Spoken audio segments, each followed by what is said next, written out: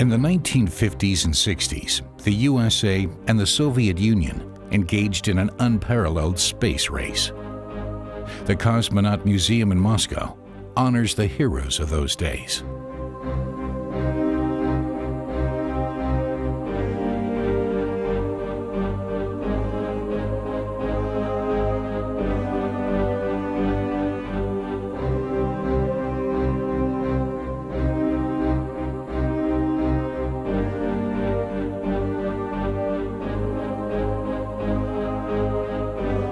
For both superpowers, the battle was a political and ideological one. The first victory went to the Russians. On April 12, 1961, Yuri Gagarin orbited the Earth. He was stylized as a superhuman hero.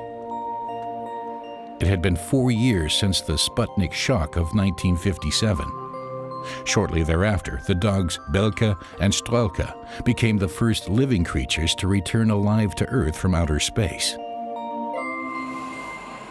Hidden in a forest is Synyosty Gorodok, Star City, the fondly name of the formerly top-secret facility outside of Moscow.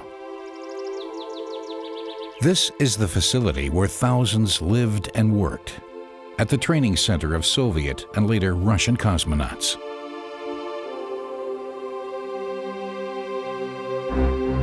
Alexander Gerst is training at the same facility where Yuri Gagarin prepared for his historic mission. This is a place where you can feel how long and strong the Soviet space tradition is. There's a picture or statue of Yuri Gagarin on every corner, and there were actual guards posted at the gate, standing there with machine guns. Now it's a civilian facility. Yeah, you can stroll around and you really feel the old spirit of Soviet space travel. I love that about this place.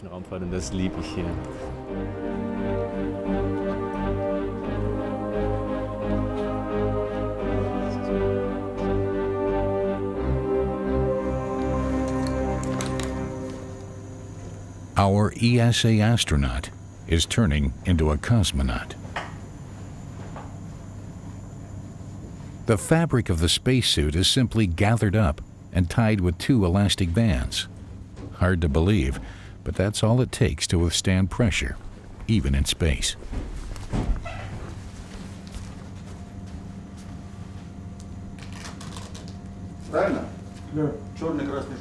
Regular training in Moscow is a very important part of Alexander Gerst's preparation. Since the last American space shuttle flight in the autumn of 2011, these Soyuz capsules are the only means anyone has to fly to the International Space Station.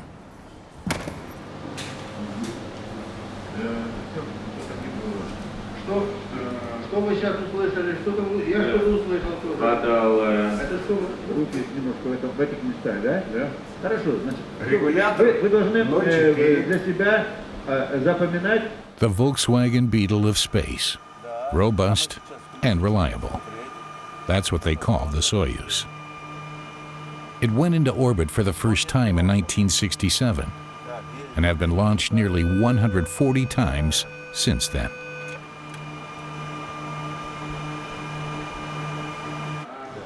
Today we practiced on the life support systems. One of them is the spacesuit I'm wearing now.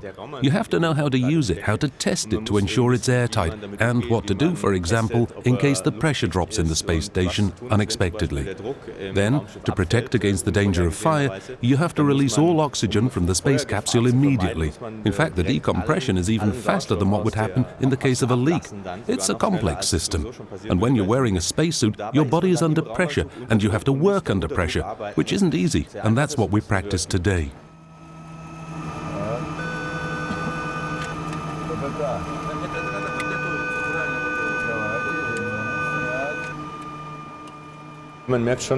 You can definitely tell the difference between the 2 training systems between Russia and the USA.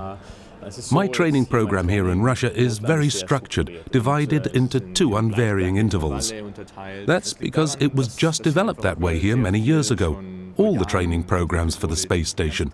And because they were so successful, they stuck with them. In America, they like to keep everything a little more flexible. They often add new classes that have been developed recently, and old ones are cancelled. But ultimately, I believe what's important is what they have in common, and that is both countries have really shown that they're very skilled at space travel, and they know how to train astronauts and do so very successfully.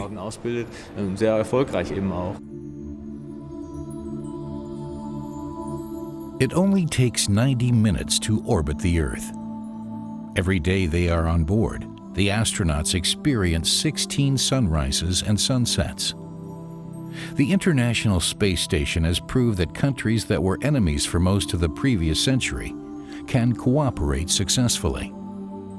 The International Space Station is the fulfillment of an ancient dream of mankind, to leave the planet to explore the unknown.